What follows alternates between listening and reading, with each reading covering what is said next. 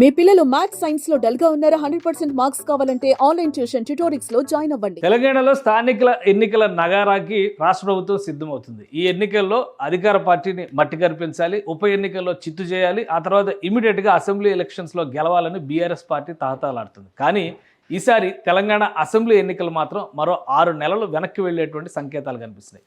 ఎందుకంటారా, జమిలీ ఎన్నికల నిర్వహణ దిశగా కేంద్ర ప్రభుత్వం కసరత్తు చేస్తోంది. ఈ కమిటీ ఇచ్చినటువంటి నివేదికని పార్లమెంటు పరిశీలనకు పెట్టారు. జాయింట్ పార్లమెంటరీ కమిటీ దీనిపైన అధ్యయనం చేస్తుంది.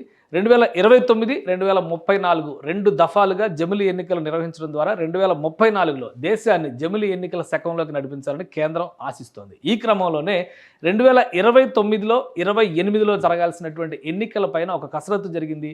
తెలంగాణ రాష్ట్రంలో 2028లో జరగాల్సిన ఎన్నికల్ని 5-6 నెలలు వాయిదా వేయడం ద్వారా 2029 జాతీయ సార్వత్రిక ఎన్నికలతో కలిపి నిర్వహించాలని కేంద్ర ప్రభుత్వం భావిస్తున్నట్టుగా తెలుస్తోంది.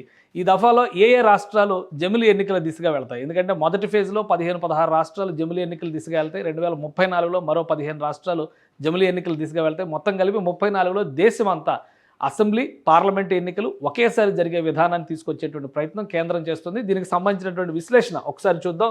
కేంద్ర ప్రభుత్వం చెబుతున్నటువంటి లెక్కల ప్రకారం చూస్తే 2029 ఎన్నికలు, ఎందుకంటే 2028లో 24లో మొన్ననే ఎలక్షన్స్ జరిగినాయి.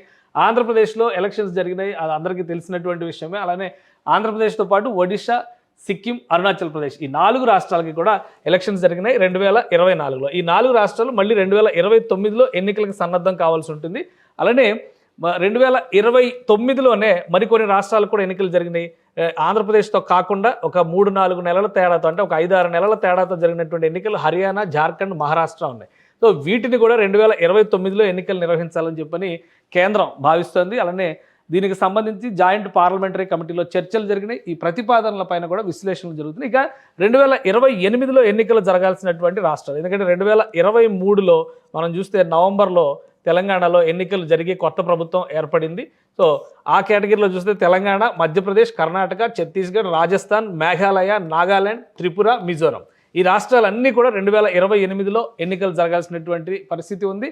అన్ని రాష్ట్రాల లెక్క చూస్తే కనుక 3 నెలల నుంచి 9 నెలల తేడాతోనే ఇక్కడ ఎన్నికలు జరిగేటువంటి అవకాశం ఉంది. కాబట్టి రాష్ట్ర ప్రభుత్వాలని కొనసాగించేటువంటి క్రమంలో రాజ్యాంగం ఇచ్చినటువంటి అధికారం ప్రకారం 6 నెలల వరకు ఆపద్ధర్మ ప్రభుత్వాన్ని కేంద్ర ప్రభుత్వం కొనసాగించవచ్చు. అంటే రాష్ట్రపతి పాలన విధించడం ద్వారా జమిలీ ఎన్నికలు నిర్వహించేందుకు కావాల్సిన వెసులుబాటుని తీసుకునే అవకాశం ఉంటుంది. తెలంగాణలో నవంబర్లో ఎన్నికలు అంటే మొత్తంగా 5 నెలల కాలం మాత్రమే వస్తుందంటే 6 నెలల లోపే ఉంది. కాబట్టి రాష్ట్రపతి పాలన విధించడం ద్వారా ఆపద్ధర్మ ముఖ్యమంత్రిగా రేవంత్ రెడ్డి కొనసాగొచ్చు. అప్పటి వరకు రేవంత్ రెడ్డి గారు కనుక అధికారంలో, కాంగ్రెస్ పార్టీ అధికారంలో ఉంటుంది. ఎందుకంటే బీఆర్ఎస్ పదే చెబుతుంది అంతర్గత కలహాలు, వీడిపోతారు, చీలిపోతారు, ప్రభుత్వం పడిపోతుంది అనేటువంటి వాదన చేస్తుంది. కాబట్టి ఈ స్పెక్యులేషన్స్ అన్ని పక్కన పెట్టి చూస్తే కనుక ప్రస్తుతం ఉన్నటువంటి నంబర్స్ ప్రకారం 2029 మార్చి వరకు ఈ ఎన్నికలు అనౌన్స్ చేసేటువంటి అవకాశం లేదు. కాబట్టి అప్పటి వరకు తెలంగాణలో కూడా ఎన్నికలు ప్రభుత్వం కొనసాగేది, ఆపద్ధర్మ ప్రభుత్వం కొనసాగే అవకాశం ఉంటుంది. దాంతోపాటు మధ్యప్రదేశ్, కర్ణాటక, ఛత్తీస్గఢ్, రాజస్థాన్, మేఘాలయ,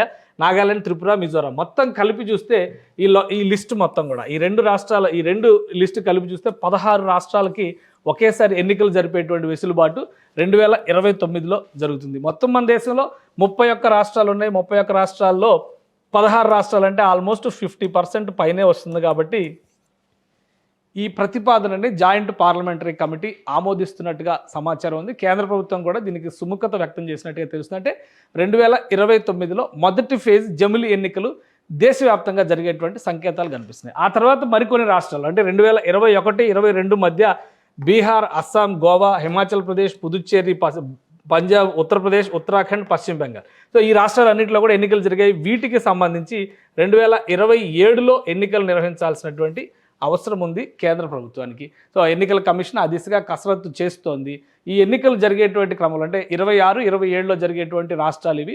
ఏకంగా 3-4 సంవత్సరాల వ్యవధి కనిపిస్తోంది. కాబట్టి 3 సంవత్సరాలు మినిమం 3 సంవత్సరాల వ్యవధి అయితే కనిపిస్తుంది. కాబట్టి ఈ 3 సంవత్సరాల వ్యవధిని ముందుకు జరపడం కానీ వెనక్కి జరపడం కానీ సాధ్యమయ్యేటువంటి అంశం కాదు. కాబట్టి 2029లో మొదటి ఫేజ్ జమిలీ కంప్లీట్ చేసిన తర్వాత 2034 ఎన్నికల నాటికి ఈ మిగతా రాష్ట్రాలను కూడా జమిలీ దిశగా నడిపించాలి. దానికి కావాల్సినటువంటి కొన్ని రాజ్యాంగ సవరణలు చేయాల్సినటువంటి అవసరం ఉంది. అందుకని కేంద్ర ప్రభుత్వం దీనిపైన న్యాయ నిపుణులు, న్యాయ కోవిదులతో చర్చలు జరుపుతుంది.